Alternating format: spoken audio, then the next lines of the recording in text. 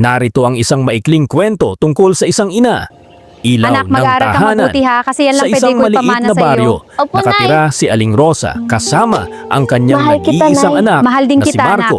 Simpleng Ingat, buhay anak, sa lamang ang kanilang pagpasok, ha? tinatahak. Nay, Si huwag Aling masyado Rosa ay magpagod, naglalabada sa mga kapitbahay, habang si Marco naman ay masipag na nag-aaral sa pampublikong paaralan.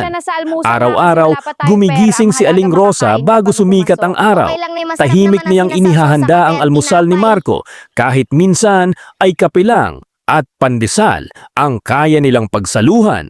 Ngunit sa kabila ng kakulangan, punong-puno ng pagmamahal ang bawat hapag. Isang araw umuwi si Marco na may dalang magandang balita.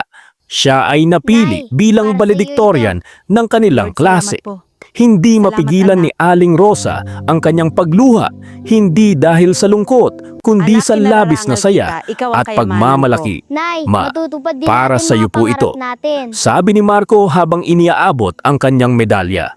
Ngumiti si Aling Rosa at hinaplos ang buhok ng anak. Anak, ikaw ang Anak, kinararangal pinakamagandang kita. biyaya Ikaw ang sa buhay kayamanan ko. Nay, Lahat ng matutupad hirap din ay natin sulit mga pangarap dahil natin. Sa araw ng pagtatapos, habang tinatawag ang pangalan ni Marco sa entablado, tahimik na Ang proud ko sa iyo, umiiyak si anak. Aling Rosa sa Salamat po, likod Nay. ng mga manunood. Congratulations Sa bawat po. palakpak, Salamat po, ma'am. dama niya Thank ang you, bunga teacher. ng kanyang sakripisyo. Hindi man sila mayaman sa material na bagay, mayaman naman sila sa pagmamahalan. At para kay Marco, ang kanyang ina ang tunay na bayani, ang ilaw ng kanilang tahanan. Mahalin natin ang ating mga ina dahil kung wala sila, wala tayo sa mundong ito. Happy Mother's Day sa lahat.